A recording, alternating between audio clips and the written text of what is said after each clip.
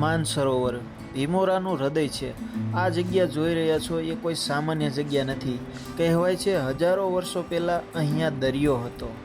આ પથ્થરો જોઈને સાબિત થાય છે કેમ કે આ દરિયાના મોજાથી પથ્થરો વિચિત્ર રૂપ લઈ લીધું છે।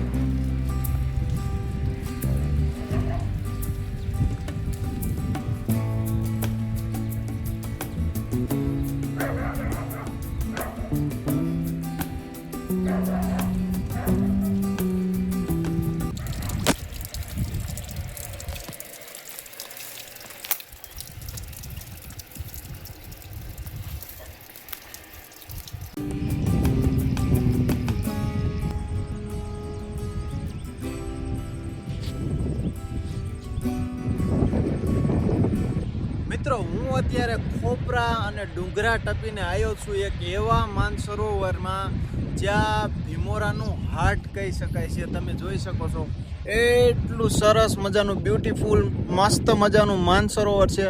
પણ મિત્રો અહીંયા વરસાદ ઓછો થયો છે એના કારણે પાણી ઓછું ભર્યું છે।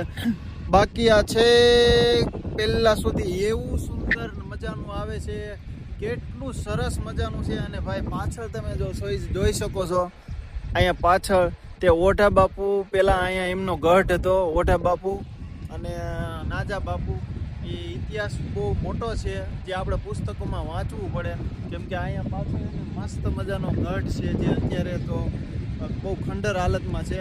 અને આ પાછળનું એક માનસરોવર છે તે ભીમોરાનું હૃદય કહી શકાય છે એવું હું તમને કહી શકું છું કેમ કે અહીંની સુંદરતા તમે જુઓ એટલે કાંઈ ન ઘટે। મિત્રો સામે જે રાની એવા પથ્થર છે કે મસ્ત મજાના તમે કોઈ દિવસ જોયા પણ નહીં હોય કે કોઈ દિવસ સપનામાં પણ નહીં વિચાર્યું હોય એવા મસ્ત મજાના પથ્થરો છે।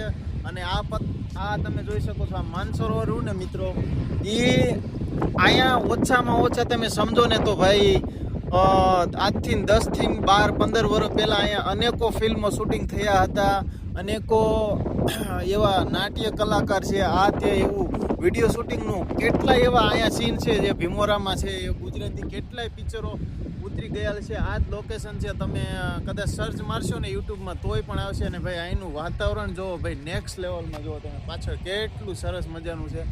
અને અહીંયા આગળ જે તમે જુઓ નાનું મોટું જંગલ છે અને આ એનું છે ને ઓગાન છે જે આ માનસરોવર રહ્યું ને એ આખું ભરાઈ જાય અને ઓગની જાય ને ત્યારે અહીંથી જાય છે ને અહીંથી પછી એવા કુદરતી ઝરણાઓ થાય છે।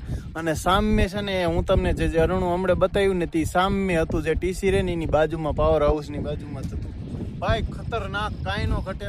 અને હાલો આપણે આગળ હાલ્યા જઈએ છીએ મિત્રો અને હું તમને બતાવું છું। અને જો અહીંયા કેવી મસ્ત મજાની પીપર છે ભાઈ છે ને બાકી એક નંબર। અને અહીંનું વાતાવરણ તમે જોવો એટલે ભાઈ કાંઈ ન ઘટે ગજબનું છે મિત્રો। અને આગળ તો છે ને મિત્રો બહુ મસ્ત મજાના છે ને ઓલા છે શું કહેવાય આપણે રંગબેરંગી ને વિચિત્ર પ્રકારના છે ને અહીંયા બહુ મોટા પથ્થરો છે। કહેવામાં એવું છે આવે છે કે ભીમોરા પહેલાં અહીંયા દરિયો હતો જે દરિયાના અથડે પાણી અને આવી વસ્તુ થઈ છે મિત્રો।